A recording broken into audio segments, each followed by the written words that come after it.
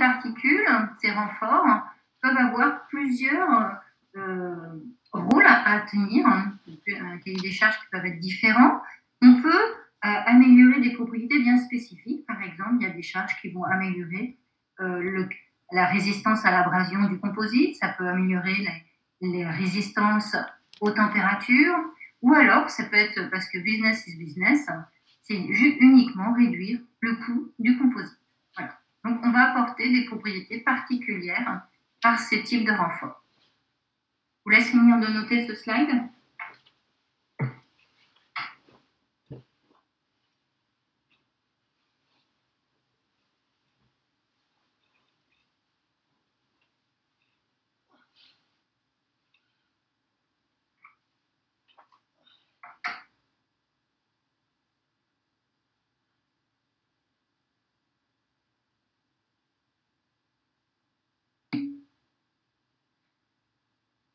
Si elle apporte des propriétés, la matrice, on va le voir.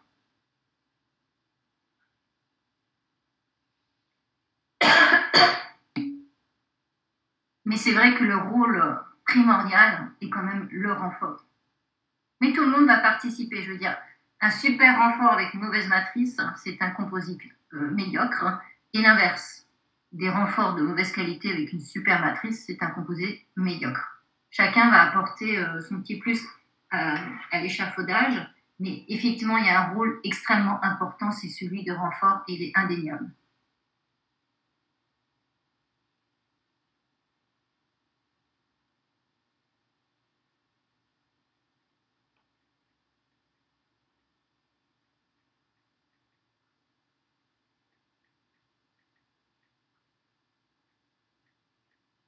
Est-ce que je peux passer ?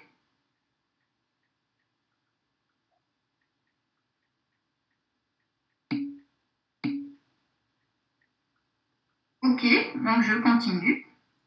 Autre façon de classer les composites. Eh bien, on va les classer maintenant selon la nature des constituants. Principalement, donc on va regarder la matrice. Donc il y a 3 types de matrices. Elle peut être de nature organique, elle peut être de nature métallique et elle peut être de nature minérale. Alors vous avez ce slide sur eCampus. Vous gagnez du temps. Et pour chaque type de matrice, eh bien, vous pouvez faire varier la nature des renforts. Alors, vous voyez que principalement, ce sont des fibres comme type de renfort qu'on trouve. Je vais principalement décrire la partie qui m'intéresse, parce que mon cours, le cours que vous allez avoir dans ce module concerne que cette partie-là. Autrefois, oui, il y avait un module pour chaque type de composite. Maintenant, il n'y a plus que ce composite qui existe, que ce type de composite. Donc, pour les matrices organiques, on peut avoir, comme je vous le disais tout à l'heure, des fibres minérales, le verre, le carbone, des fibres organiques, donc des polymères. Donc, il y a des polymères qui sont extrêmement costauds. Ce sont principalement ici là, des polyamides, le Kevlar, et des fibres métalliques, je mets le bore et l'aluminium. Ok. Donc, on retient, qu'est-ce qu'on doit retenir dans ce slide? J'essaie à chaque fois aussi de vous dire, si j'oublie, vous me le dites. Qu'est-ce que vous devez savoir et qu'est-ce qui est à titre d'information? Donc, qu'est-ce que vous devez savoir ici? C'est la nature des 3 types de matrices, organique, métallique, minérale. Savoir que pour chacune, vous pouvez faire varier la nature aussi du renfort. Et un petit peu, ce qui est rajouté en rouge, c'est un petit peu les limites en température de chacun. Et ce que je disais, autant j'adore les polymères et les composites, je dois avouer qu'ils ont une certaine faiblesse. Et la faiblesse, c'est bien connu, c'est qu'ils résistent que modérément aux températures. Alors, il y a des composites qui vont mieux résister aux températures que d'autres. Certes, on peut aller voir, c'est ce qu'on va appeler les polymères thermostables. Bref, on verra ça tout à l'heure. Ce qu'on retient sur ce slide, c'est que le domaine de température maximale des matrices, des composites à matrice organique, c'est 230 degrés. Lorsqu'on regarde matrice métallique, si vous ne vous souvenez pas exactement des chiffres, à chaque fois vous multipliez par 2. Vous êtes passé à 600 degrés. Et encore, vous faites une multiplication à peu près par 2. Encore une fois, si vous ne retenez pas les ordres de grandeur précisément, vous avez un facteur 2 entre chaque. Donc les composites les plus résistants aux températures, c'est indéniable que c'est les composites à matrice minérale qui peuvent supporter des températures jusqu'à 1000 degrés. Voilà. Donc, les composites, on va voir pourquoi on les aime. Hein. On va voir sur des exemples concrets. On a déjà évoqué. Le poids, c'est extrêmement léger et ça va participer aux propriétés mécaniques, le fait qu'on a des objets très très légers. Mais la faiblesse, les températures restent quand même limitées. OK? Voilà ce que vous devez retenir sur ce slide. Je vous laisse noter le domaine des températures. Le reste, c'est sur eCampus. Hein.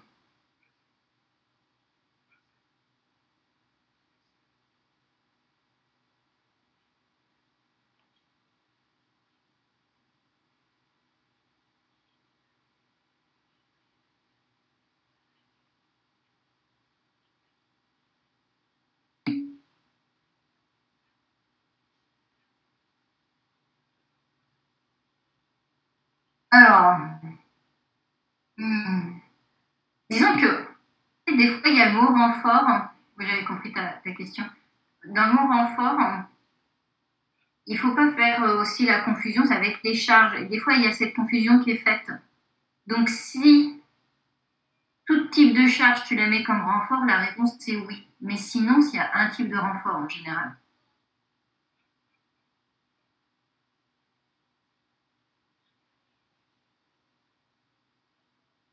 Il y a une ambiguïté quand même entre renfort et charge.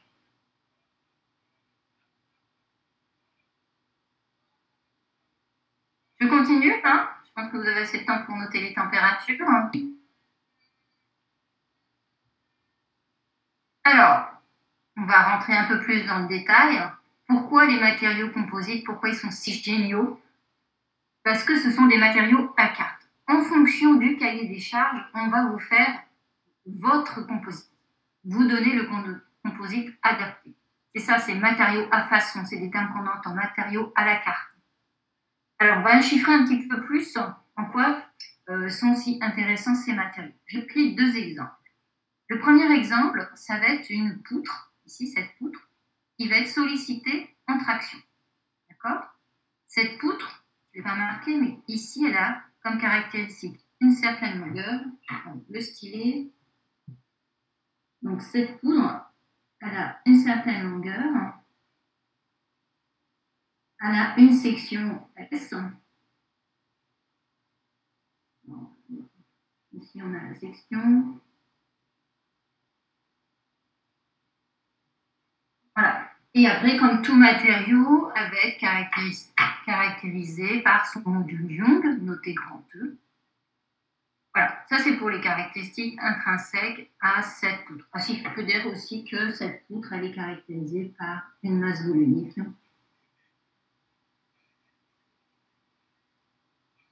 Bon. OK? Alors, j'annonce un petit peu les résultats, c'est des propriétés mécaniques, c'est pas trop mon cours. Lorsqu'on sollicite cette poutre par une force en traction ici, eh bien, cette force F est exprimée en fonction du module Young, de la section de la poutre et de l'allongement qu'elle va subir. Donc F égale E fois S fois l'allongement, c'est-à-dire epsilon, c'est-à-dire delta L sur L. Si on caractérise sa rigidité, grand K, ça va s'exprimer mais aussi en fonction des grandeurs que je viens d'évoquer, le module Young, la section et la longueur de la poutre. OK? L'idée est de caractériser deux poutres. Chacune va avoir sa propre rigidité. Donc, poutre 1, ça va être K indice 1. Poutre 2, ça va être K indice 2. Et je vais les caractériser, je vais les comparer, pardon. Donc, je vais faire le rapport de chacune des deux rigidités. K1 sur K2. Donc, je vais écrire cette formule-là avec indice 1 partout. Le module Young, indice 1, la section indice 1, la longueur indice 1, sur K2, c'est-à-dire cette expression-là, où tout est indexé 2, pour la deuxième poutre. Je vous laisse finir de noter là, ça, avant de passer au slide suivant.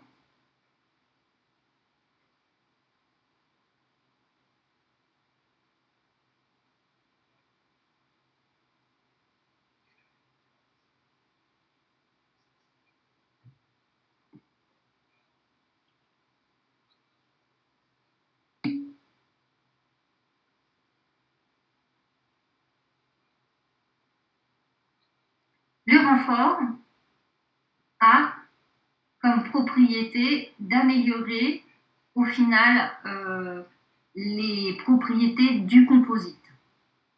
Donc, propriétés mécaniques, propriétés thermiques. La charge, ça va combler quelques petits, ça va combler quelques petits défauts, ça va apporter une charge, par exemple, ça peut être décolorant. Enfin, je veux dire, il ne sera pas meilleur pour autant si vous le mettez en bleu ou en rouge, votre composite. Vous voyez la différence? Mais des fois, ce qui est difficile, c'est que dans les renforts, il y a des renforts renforçants et des renforts non renforçants. C'est pour ça que c'est un petit peu compliqué.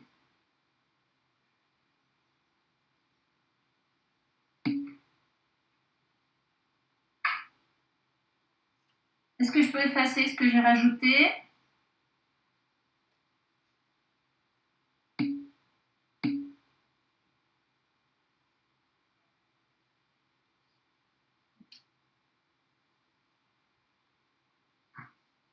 On continue, donc l'objectif, on va regarder la rigidité de deux poutres et donc on va les comparer pour savoir quelle est la poutre la plus performante. Donc on va faire un rapport de chacune des deux rigidités en utilisant cette formule.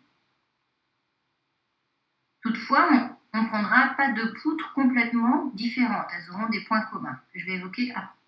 Voilà. Donc on commence. Je vais peut-être faire apparaître, si je peux, voilà, les deux slides en même temps. Vous voyez que j'ai repris cette formule-là et je l'ai appliquée pour K1, je l'ai appliquée pour K2 et j'ai fait le rapport des deux. J'ai mis de la couleur pour la suite. Donc si je fais cette formule-là indexée 1 sur cette formule-là indexée 2, j'obtiens ceci. Donc E1 fois S1, donc ça concerne la poutre 1, fois la longueur de la poutre 2, divisé par E2S2, ça concerne la poutre 2, fois la longueur de la poutre 1. J'ai fait le rapport de la formule précédente, indexé pour deux poutres différentes. L'objectif, c'est de remplacer ce rapport S1 sur S2, c'est pour ça que je l'ai mis en rouge. Pour cela, on s'est dit, eh bien, on va utiliser la relation qui lie la masse à la masse volumique. La masse, qu'est-ce que c'est? C'est la masse volumique fois le volume. Et dans le cas de cette poutre, son volume, c'est quoi? Une section fois une longueur. Donc M1, qu'est-ce que c'est? C'est ρ1 fois le volume associé, c'est-à-dire la section 1 fois la longueur 1. De même, pour la masse M2, vous avez la même formule. ρ2, masse volumique de la deuxième poutre, fois ses caractéristiques, son volume, c'est-à-dire S2 fois L2. Encore une fois, j'essaie de faire apparaître que vaut S1 sur S2 grâce à cette deuxième ligne. Donc de cette deuxième ligne, j'en tire le rapport S1 divisé par S2. Donc ça, L2ρ2 va passer en haut à côté de M1 et L1ρ1 va passer à côté de M2 sous la fraction.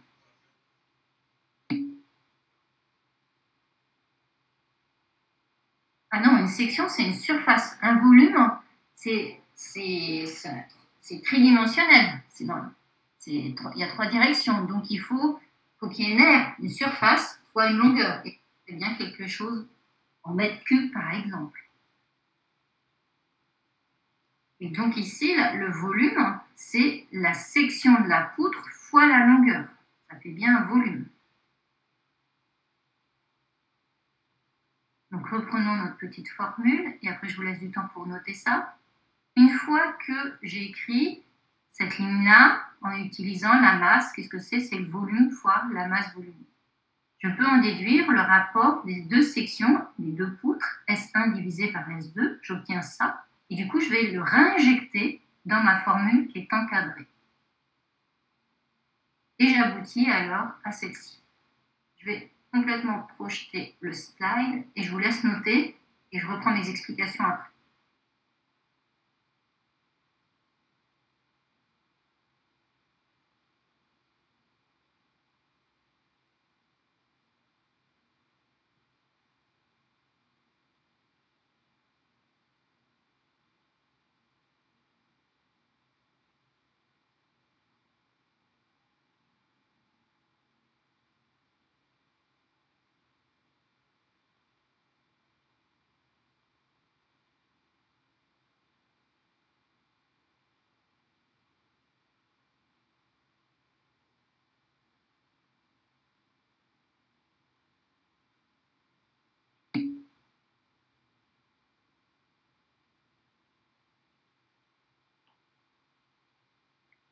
Alors, sur la première formule, c'est le cas encadré, je suppose, c'est ça? Bien sûr. Pourquoi au numérateur, c'est L2? Alors, reprenons, je reviens un tout petit peu en arrière. Et je vais écrire sur la tablette. Si tu prends comme modèle cette formule-là, et que tu fais K1 sur K2, mais que tu ne te soucies pas des étages de fraction, qu'est-ce que ça te fait? E1 sur S1 divisé par L1, et le tout est divisé par la même chose, mais avec des indices 2. Pour éviter ces étages de fraction, tu vas écrire que E1 S1 sur L1 est égal, multiplié par l'inverse de ça, L2, E2 fois S2. Et donc, ça te donne ça de façon plus condensée. Est-ce que c'est clair?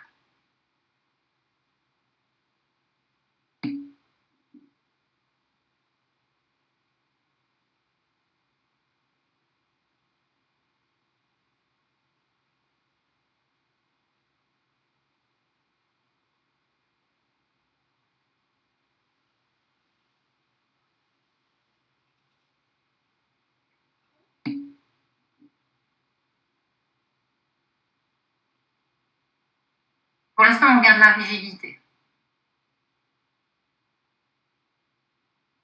Et dans ce cas de figure, lorsqu'on a une poutre en traction, l'expression de la rigidité vaut ça. Je vais prendre un deuxième exemple. Alors, que vous en êtes là, vous avez fait le calcul des deux rigidités des deux poutres. J'ai fait disparaître les sections pour faire apparaître d'autres grandeurs, les masses de chaque poutre, la longueur de chaque poutre et la masse volumique de chaque poutre. Pourquoi je fais ça? Parce qu'on ne va pas comparer n'importe quelle poutre à n'importe quelle poutre. Elles vont avoir quand même quelques points communs. Quels sont les points communs entre les deux poutres qu'on choisit? On ne compare pas tout et n'importe quoi. On impose qu'elles ont la même longueur. On impose qu'elles ont la même masse. Je vais le dire autrement. Qu'est-ce qu'elles ont de différent? Elles ont de différent une masse volumique et une section. C'est ça que ça va avoir comme conséquence si on veut qu'elles soient différentes. Mais pour que ça soit plus facile à comparer, dans notre étude, on prend deux poutres qui ont la même longueur et qui ont le même poids. Donc, je répète, ça voudra dire qu'elles n'auront pas la même section parce que ces poutres sont différentes, elles ont forcément deux masses volumiques différentes. La conséquence, c'est qu'elles ont des sections différentes. L'intérêt de prendre cette comparaison, c'est que du coup, j'ai des simplifications dans ma formule.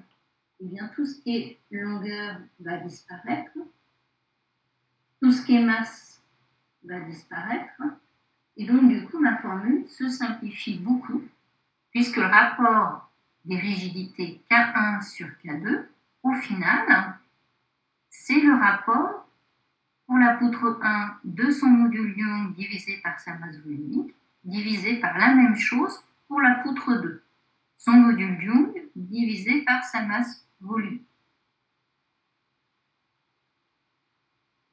Je vais effacer mon détail de formule plus haut.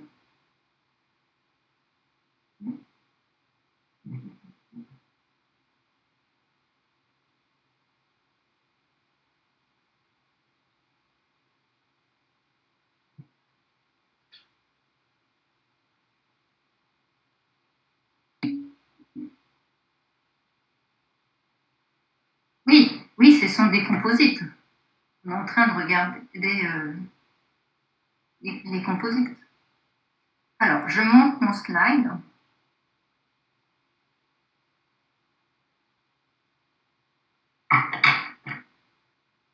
Alors, au final, qu'est-ce qu'on est en train de dire?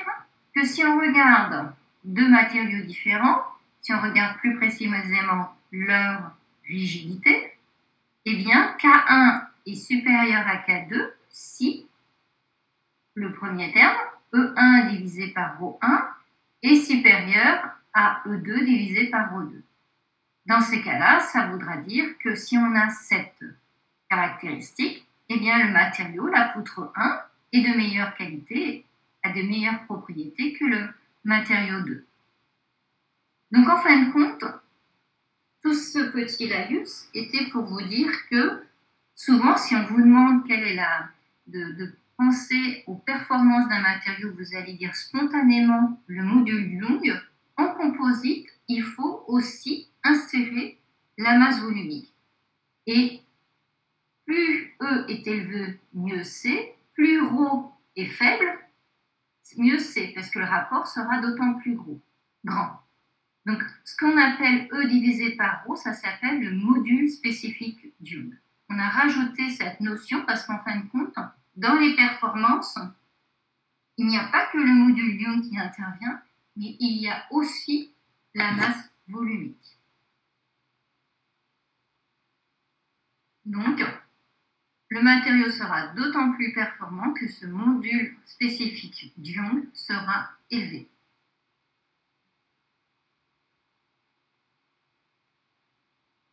Alors, là, ici, ce que je viens de traiter, c'est une poutre en traction.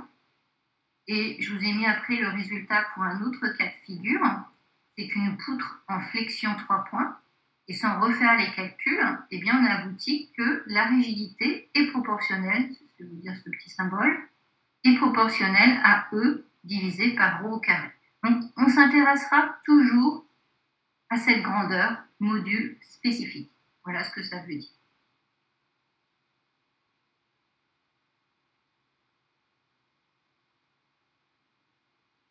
Oui, une question? Oui, excusez-moi, j'ai juste pas compris.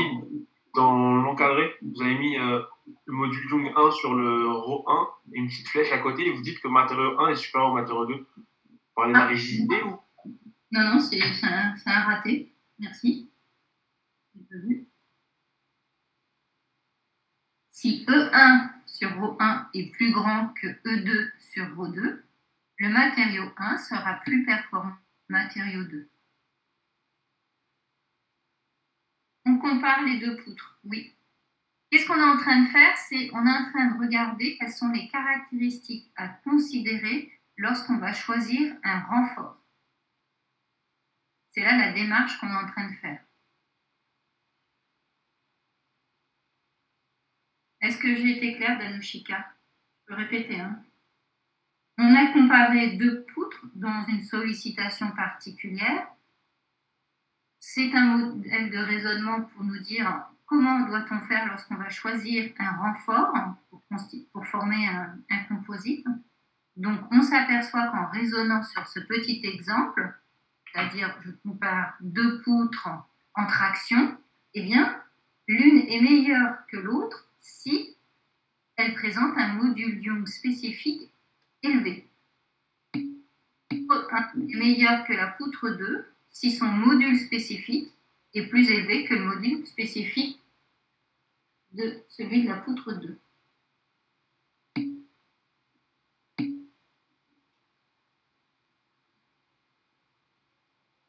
Alors, pour répondre à Gariba, ce que je suis en train de dire, c'est le raisonnement qu'on va appliquer pour choisir notre renfort.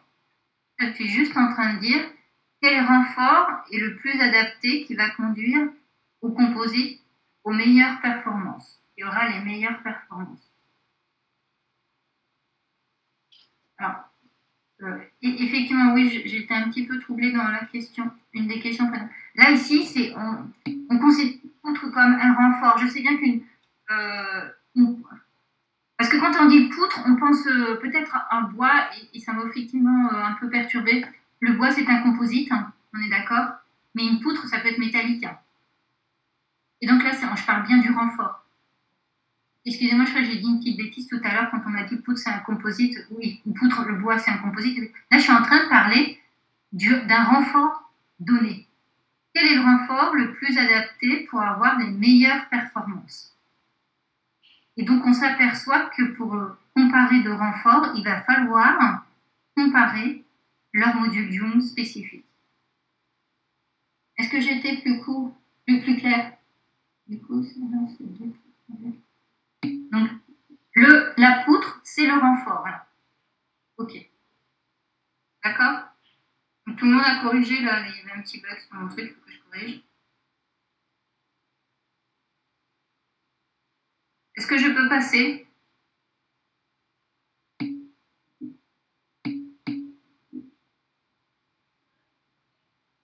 Donc Alain, tu me fais un signe quand tu as fini.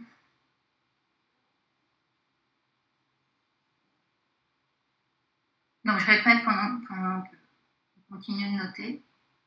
Pour comparer deux renforts, pour choisir entre deux renforts, si on veut le plus performant en termes de propriété, il faudra prendre le renfort qui a le module Young spécifique le plus élevé.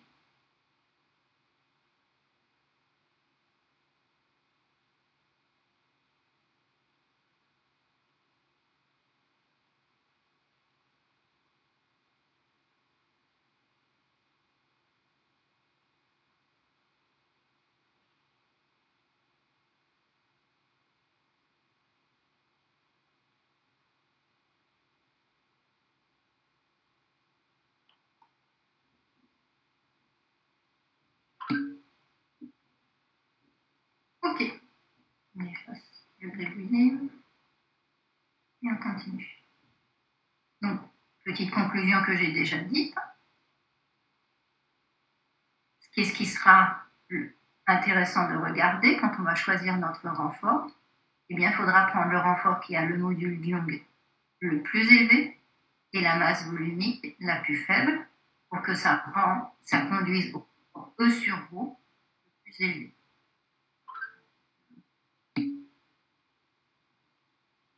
Donc, Mohamed, si tu as K1 inférieur à K2, K1 sur K2 inférieur à 1, donc c'est-à-dire K1 inférieur à K2, c'est que le renfort 2 est beaucoup plus performant. Monter un peu.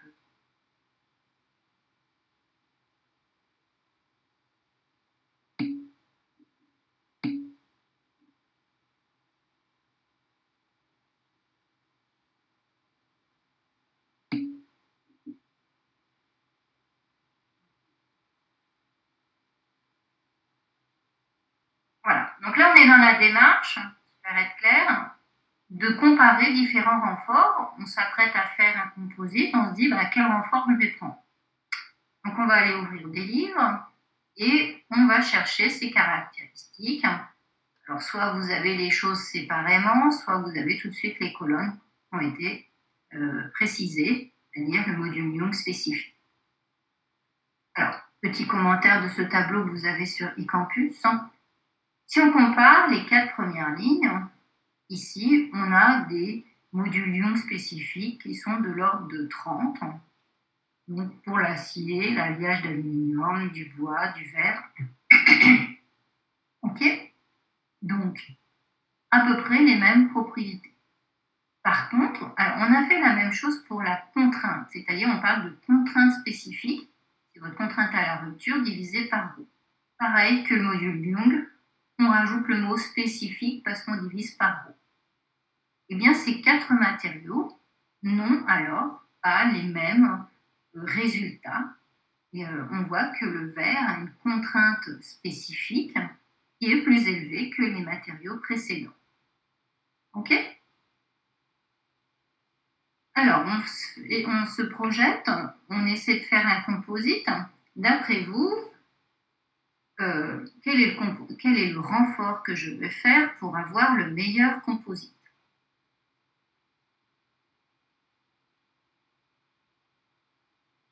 Je prends quel renfort?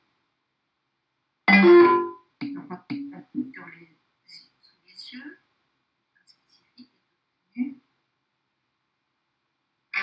Alors là, je ne sais pas, je ne me rappelle plus, ça fait longtemps que j'ai pris ce... je ne sais plus dans quelles conditions la contrainte spécifique a été obtenue. Alors le bois, on ne peut pas dire, Jules, on ne peut pas dire le bois parce qu'il manque une donnée. Ici, je n'ai pas cette donnée-là. Donc je répète ma question. Dans ce tableau, quel est le renfort qui me permet d'avoir le meilleur composite? Donc il semblerait que vous répondez non, tous le vert. Effectivement, si on regarde ce tableau-là, eh bien, on a dit le module spécifique pour les 4 matériaux évoqués, c'est à peu près la même chose. Par contre, le vert se distingue pour la contrainte spécifique. Eh bien, la réponse, c'est que on se trompe complètement. Pourquoi? Parce qu'on ne regarde pas le bon tableau. Pourquoi ce tableau nous sert à rien?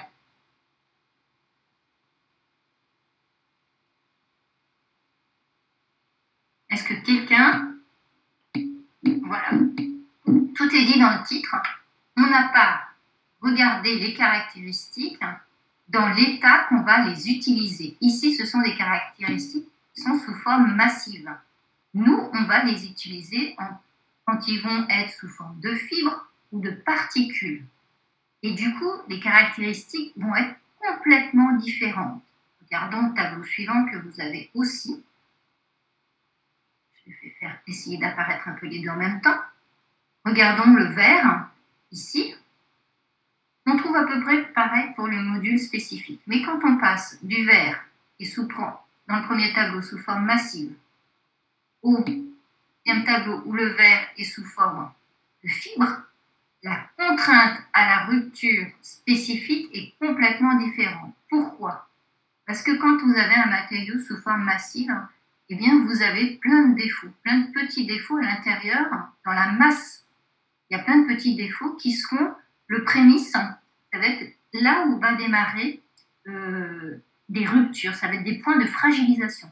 Lorsque vous tirez votre matériau, le verre, prenons l'exemple du verre qui est projeté, sous forme de fibre, eh bien ces défauts vont être beaucoup moins importants. Et c'est pour ça que du coup, on a carrément un résultat qui est complètement différent pour la contrainte à la rupture spécifique lorsque le matériau est pris sous forme de fibre.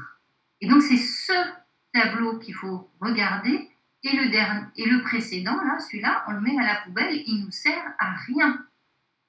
D'accord? Il faut prendre le bon tableau. Voilà, maintenant il faut prendre le composite. Alors, les renforts, Madame va vous parler de tout ça.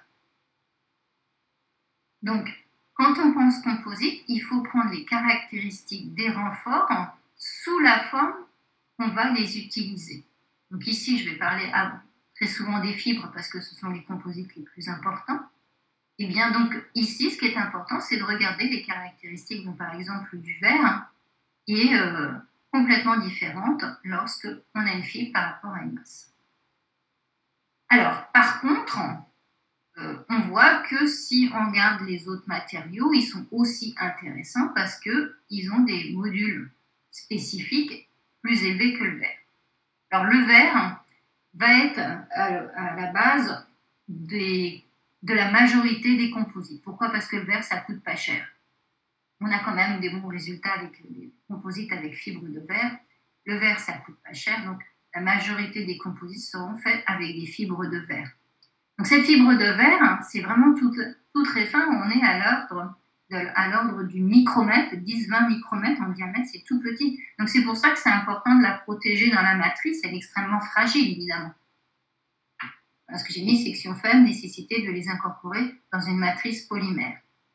Donc le verre, très peu cher, donc très utilisé. Par contre, si on veut des modules d'ions spécifiques plus élevés, eh bien, les autres sont plus intéressants. Ok? Intérêt des autres fibres, mais parfois, donc il faut y mettre le prix. Ok? Je vous laisse noter le texte sous le tableau. Le tableau, encore une fois, vous l'avez sous eCampus.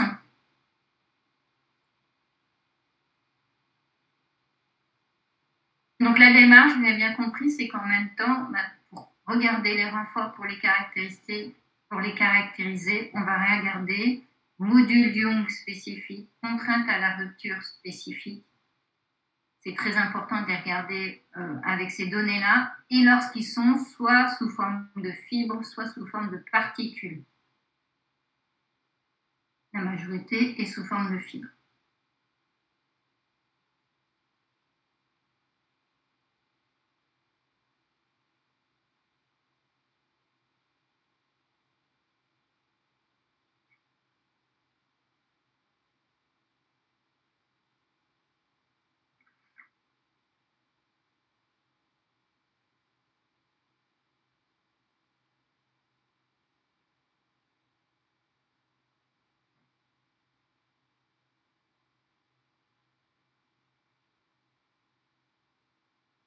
Est-ce que je peux passer?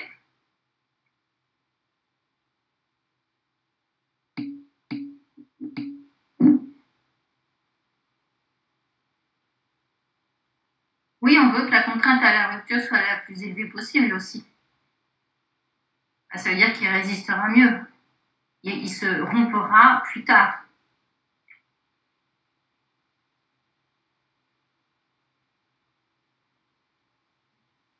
Non, vous allez vous référer à des données, à des tableaux. Hein. Vous n'allez pas refaire toutes ces mesures. Hein.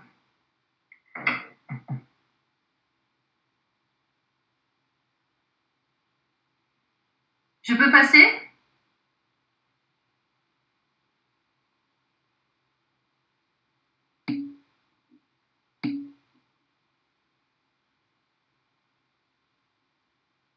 Alors, il n'y a pas une valeur qui est... Je n'avais pas répondu, je vois dans le chat, la question d'Anushika. Il n'y a pas une valeur qui est meilleure que les autres.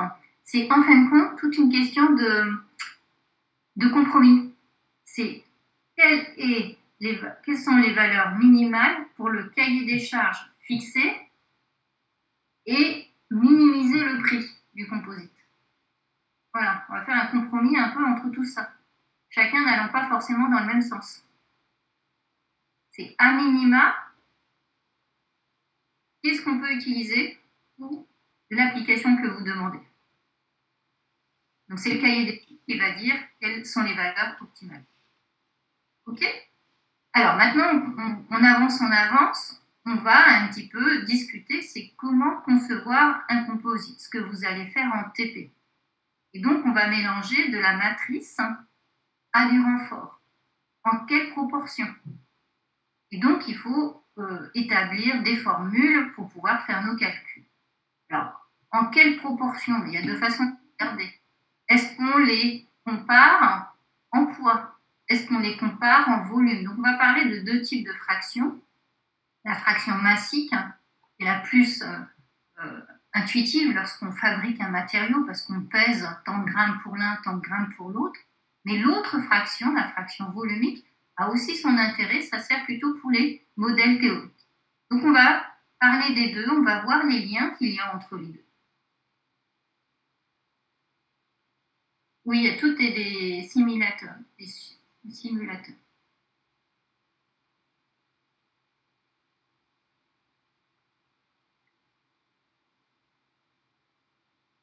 Alors, définissons un petit peu ce qu'est chaque fraction. Alors, c'est des choses très très simples. Hein. La fraction volumique en fibres, eh bien, c'est le volume des fibres sur le volume total. Le volume total, c'est le volume du composite.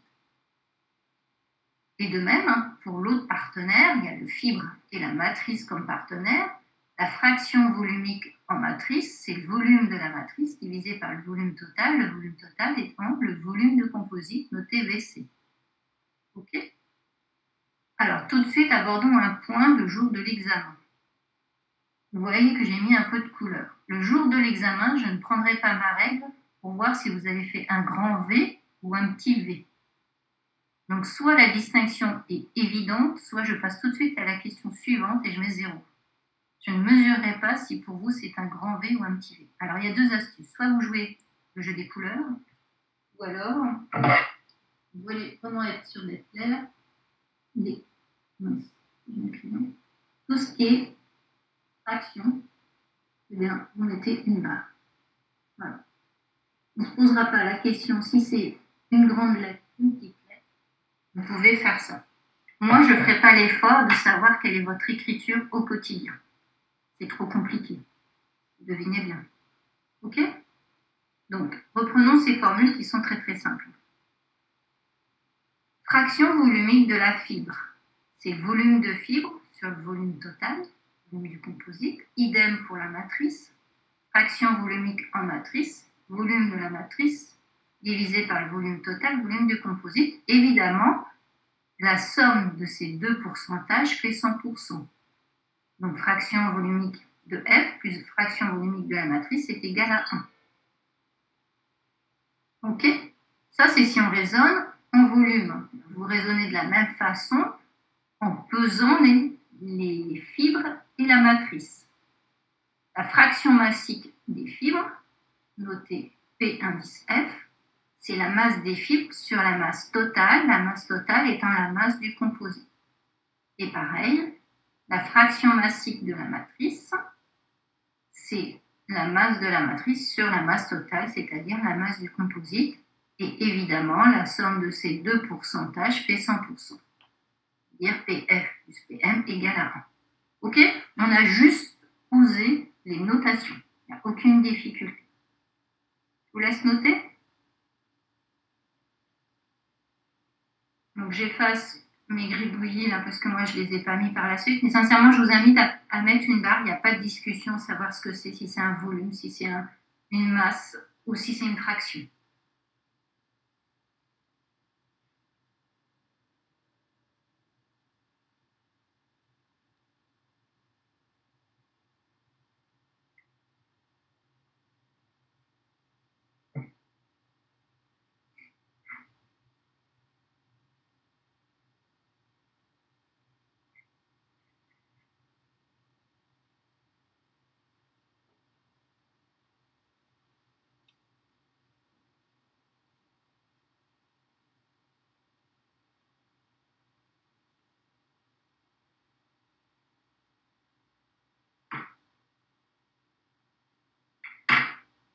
Je peux passer?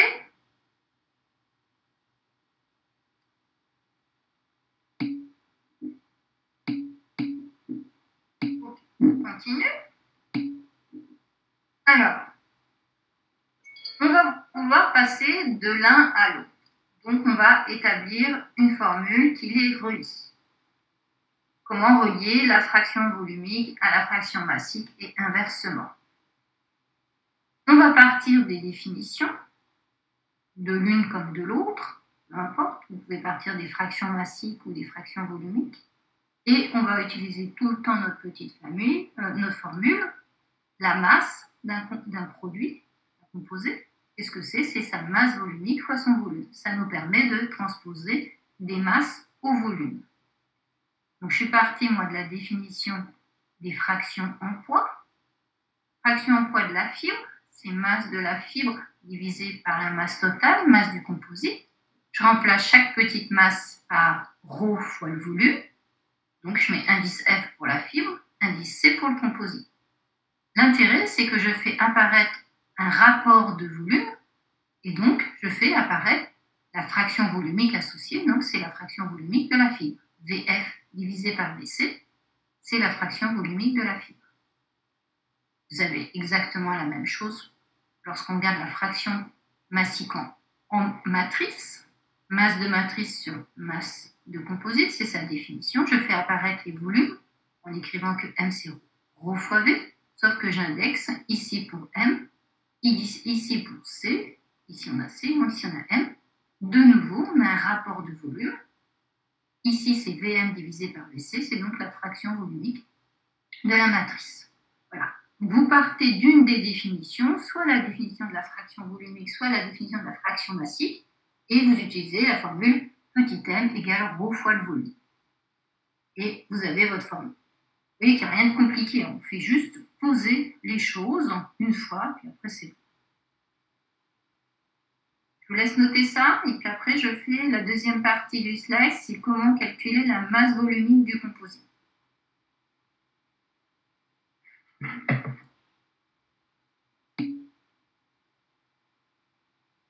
C'est pour renfort. Oui, parce qu'on parle tellement de fibres, la première lettre de fibre c'est F. Mais c'est renfort, c'est valable pour tout type de renfort.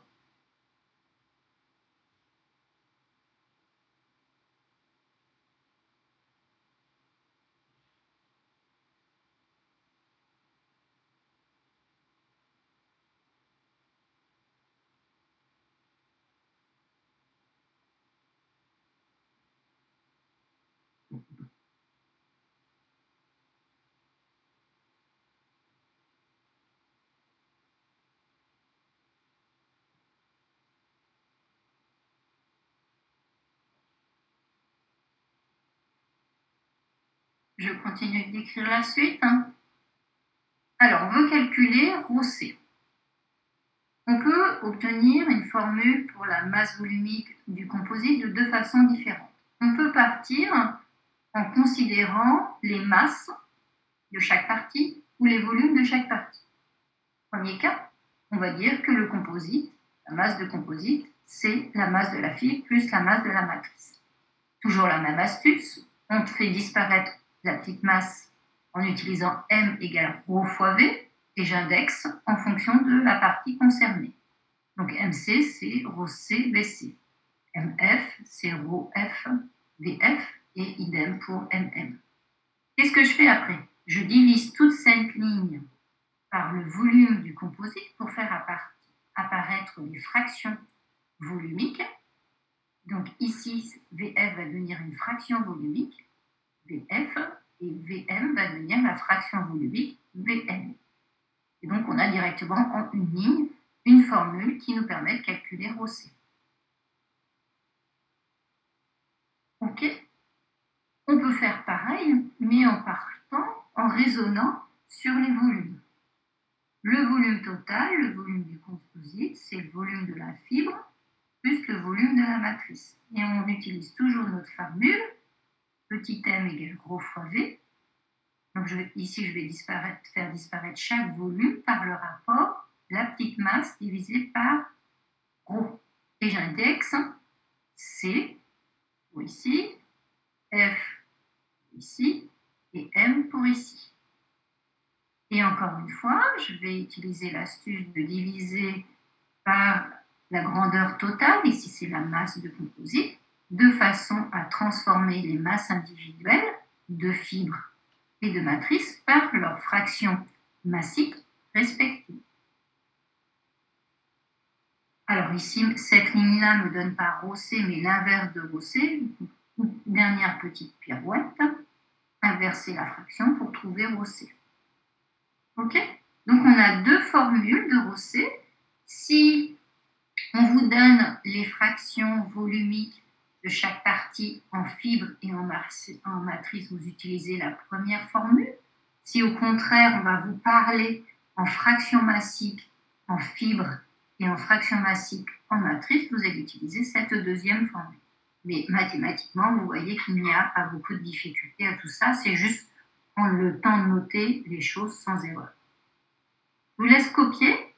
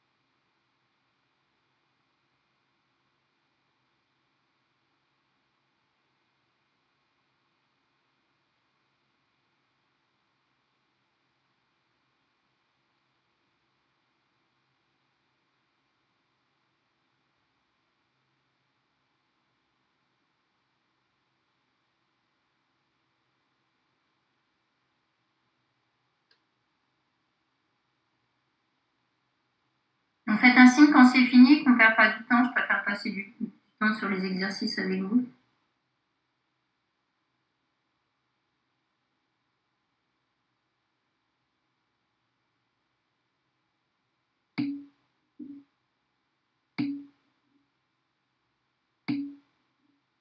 On a noté, on peut continuer.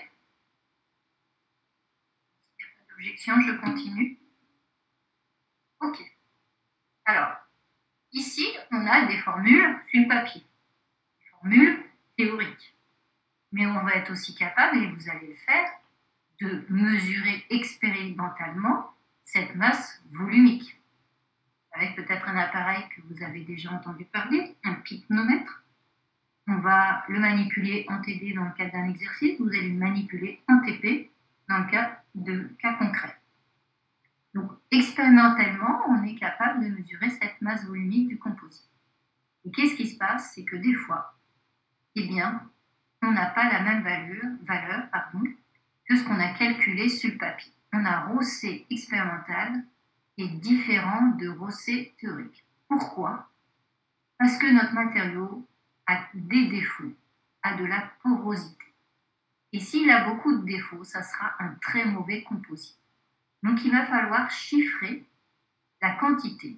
Donc, je vais parler encore en fraction, la fraction volumique de ces porosités. Donc c'est ce qu'on va calculer pour savoir si le matériau qu'on fait est de qualité ou pas. Posons les choses. WC expérimental, ça va être le WC théorique. Le WC théorique, c'est celui que j'ai évoqué tout à l'heure, c'est-à-dire le volume du renfort, le volume de fibre, plus le volume de la matrice. Mais maintenant, on va y rajouter un volume dû à la porosité. Mais la porosité, ça pèse rien. Donc, pour la masse MC, c'est comme avant. Parce que même s'il y a de la porosité, un peu beaucoup passionnément, c'est toujours le même poids. Ça n'a pas de poids, la porosité. D'accord? Donc, le plus important, c'était déjà d'avoir marqué ça. C'est que maintenant, expérimentalement, on n'a pas exactement comme ce qui était prévu.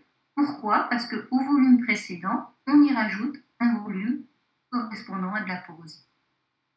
Définissons la fraction volumique en porosité. Comme tout à l'heure, c'est le volume associé divisé par le volume total. Mais attention, volume total, maintenant, c'est le volume le plus grand, c'est WC expérimental.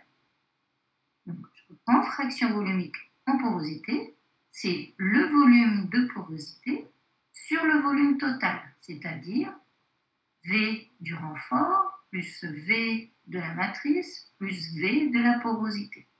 Volume de tout le monde. OK? Je remplace VP par VC expérimental moins ce terme-là, en utilisant cette formule-là. Donc maintenant, le numérateur, j'ai écrit ça à la place de VP.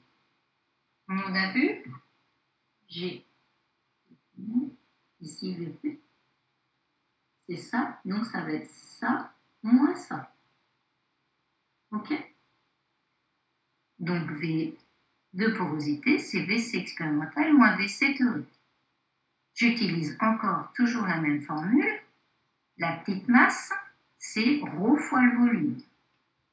Donc ici, c'est le volume que je vais remplacer. Donc VC expérimental, c'est MC divisé par ρC expérimental. Je répète, il n'y a pas de MC théorique, il n'y a pas de MC expérimental, la porosité ne pèse rien. Il n'y a qu'un MC. Donc le volume VC expérimental, ça va être MC divisé par ρC expérimental. Et on fait la même chose pour VC théorique. On va juste écrire que c'est toujours MC, mais on va diviser pas par ρC expérimental, mais par ρC théorique. Et puis là, c'est la même chose que là. OK? Petite pirouette pour arriver à cette formule. Qu'est-ce qu'on a fait? On a déjà simplifié notre formule. Puisqu'il y a du MC partout, ça disparaît. Après, une autre couleur. Ça marche, ça marche. Je vais multiplier en haut et en bas par la même chose pour dire que c'est toujours la même équation. Et je multiplie par, je vais avoir beaucoup de place, par ρC théorique fois ρC expérimental. Vous le faites en haut, vous le faites en bas.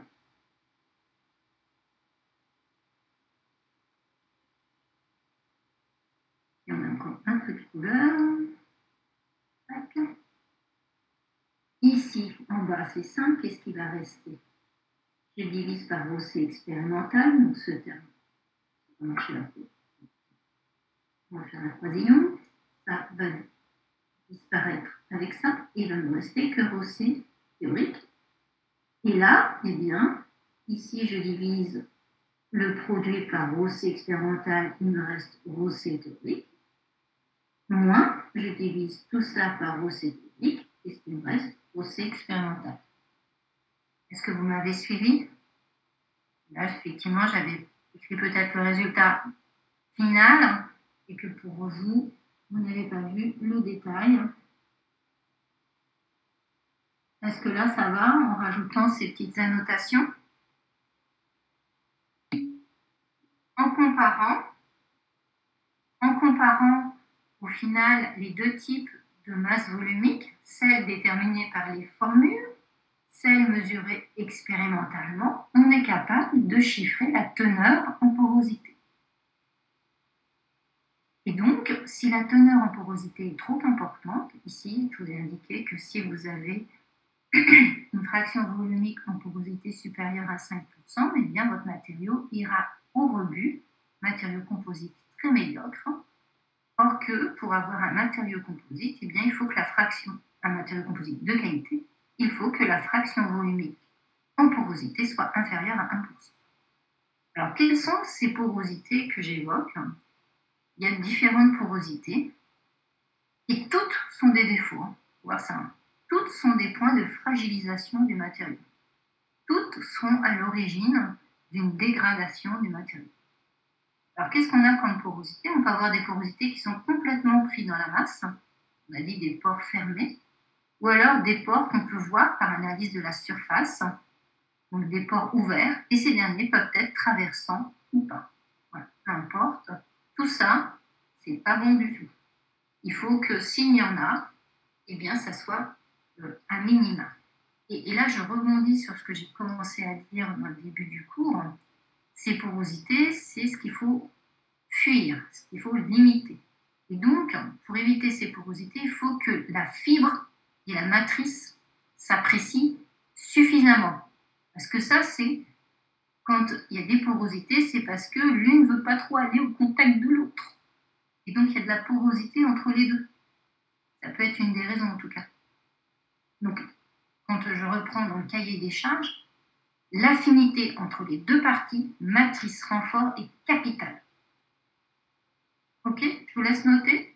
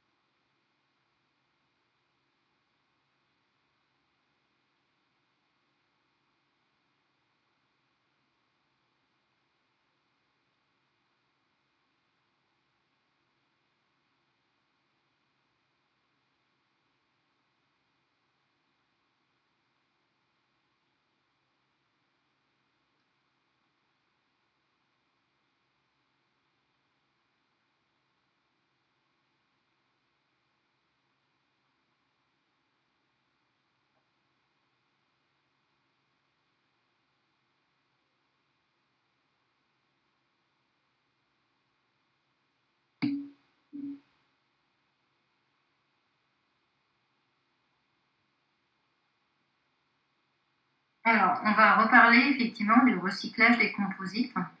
Alors, si ce sont des composites faits avec des thermoplastiques, on peut les recycler. Les composites à base de résine thermodurcissable, c'est un très très très compliqué.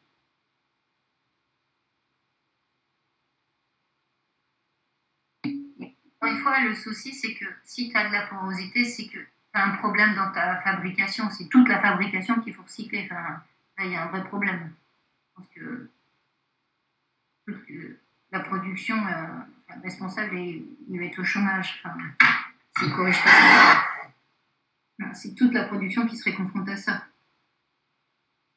Donc, il y a vraiment une formulation qui n'est pas correcte, qui n'est pas bien faite. Je peux effacer ce que j'ai rajouté? D'objection, j'efface. Ah non, j'attends là.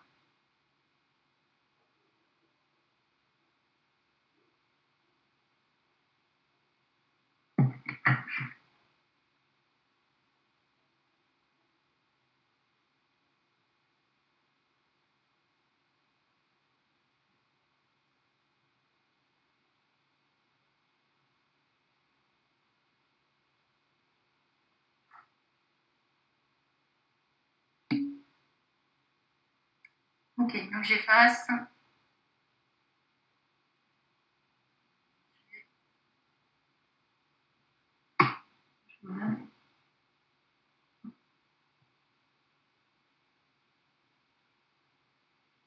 Ok, c'est parti.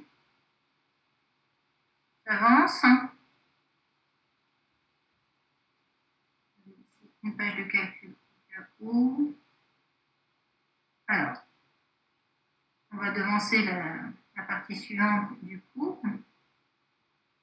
Donc d'abord, qu'est-ce qu'on attend des matrices? Quel va être le cahier des charges de la matrice? Son objectif va être de transférer tout ce qui est sollicitation mécanique aux fibres, parce que c'est grâce à elle qu'on a un super matériau. Malgré tout, il faut que la matrice soit déformable aussi. Il ne faut pas qu'elle la lâche alors que la fibre n'a même pas encore commencé son travail. On l'a vu, il faut que la matrice protège la fibre, les fibres de l'environnement extérieur parce que c'est des choses extrêmement fragiles. Je viens d'en parler, il faut avoir une bonne compatibilité entre matrice et fibre et aussi pour faire un matériau le plus léger possible, eh bien, avoir une masse volumique la plus faible. Voilà, donc ça c'est global à chaque type de matrice. Et maintenant, on va voir qu'il y a deux familles, les composites faits à partir de polymères thermoplastiques et les composites faits à partir de résine thermodurcissante. Je vous laisse noter ça et puis on va faire une pause. Il est 10 heures, quasiment. Donc après que vous ayez noté ça, on fait une pause d'un quart d'heure.